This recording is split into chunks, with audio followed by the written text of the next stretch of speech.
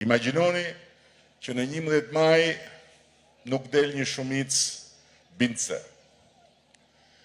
Imagjinoni që procesi fillon edhe ngadalësohet. Cili është përfundimi? Thjesht nuk e arrim dot 2027. Nëse ne humbasim jo një vit, jo një muaj, nëse ne humbasim një javë, 2027 vjet në rrezik. Nëse 2027 vjet në rrezik, atëherë dera mund të mbyllet. Dera mund të mbyllet sepse ajo derë e Bashkimit Evropian nuk është gjithmonë hapur. Hapet, futen disa vende, mbyllet. Mbyllet dhe mund mbyllet për i kohë gjatë. Maqedonia, këtu afër është bërë kandidate për të hyrë në Bashkimin Evropian në 2005. Këtu ka vajza dhe djem që nuk kishin lindur në 2005.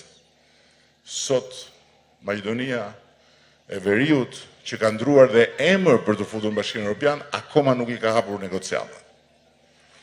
Malizi i ka hapur negociatat në 2012, por dera nuk ka qenë e hapur. Ne ishim shumë brava, Malizi ishte hyhy. Sot ne jemi në një vit tek pragu me Malizi. Serbia i ka hapur negociatat në 2014. Ishte hyhy sa përpara nesh, sot është mbrapa nesh. Dhe ne negociatat i kemi hapur vetëm vjet. Prandaj zgjedhja e 11 majit nuk është një zgjedhje midis PS-s dhe KNET-s. Që dhe kjo në vetvete është një çmenduri, ta mendosh që mund të shkosh me KNET-ën. Sepse s'ka asnjë dyshim për askënd që shikon me sytë e vet, dëgjon me veshët e vet, mendon me kokën e vet dhe që nuk e ka kokën të zhytur në KNET, që qëllimi i KNET-s nuk ka lidhje fare me qëllimin e madh përbashkët të këtij populli. Kjo është një zgjedhje midis interesit të mbar një populli, profeti kombëtar i cilit Gjergj Kastrioti Skënderbeu e ka përcaktuar që atëherë se cili është drejtimi ynë. Dhe ai drejtim është kthyer në një amanet nga rilindasit që na lanë vargun e famshëm dielli për ne linda ndej nga Perëndon. Tek të gjithë të tjerët që luftuan për një Shqipëri të pavarur nga lindja dhe të lidhur me Perëndimin. Dhe sot ky është interesi i një populli tërë, sepse fakti ka dashur që të na vinë në dorë kjo mundësi, dhe zgjedhja është mes këtij interesi dhe hallit të një njeriu të vetëm. Zgjedhja është midis së mirës madhe të përbashkët të gjithë këtij vendi, gjithë këtij kombi dhe interesit të një familje të vetme. Zgjedhja është midis Shqipërisë 2030 në Bashkimin Evropian, zonjë në Europë dhe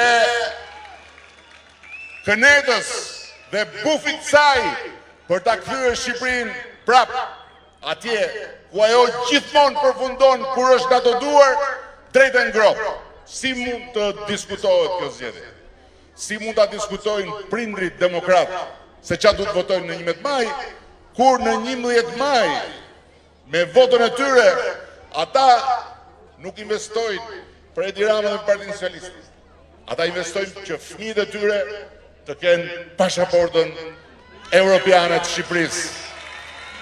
Dhe me atë pasaport të shkojnë të studiojnë ku të duan në Europë, jo si student huaj. Jo me tarifa që i paguajnë prindrit sa frëngu pulën, por si student europian që pavarësisht se lëvizin këtu nga Maligji për të shkuar në Paris apo në Lisbon, janë në shtëpinë e tyre. Si mund ta diskutojnë? Çfarë diskutimi? Mund të bëjnë tek zgjedhja e tyre fermerët dhe bujqit e gjithë kësaj zone demokrat. Kur me votën e tyre ata nuk do investojnë për Edi Ramën dhe për Partinë Socialiste. As për Nikon dhe Pendavinjën. Me votën e tyre ata do bëjnë një zgjedhje shumë të qartë. Në Shqipërinë në BE që do të thotë 300 milion euro në vit vetëm për bujqësinë, apo me bufin në kënet, që do të thot asgjë më shumë, asgjë më pak, po mbrapsh tek ajo grop nga e cila 2 herë bufi e zhyti Shqipërinë, 2 herë Partia Socialiste e nxori Shqipërinë.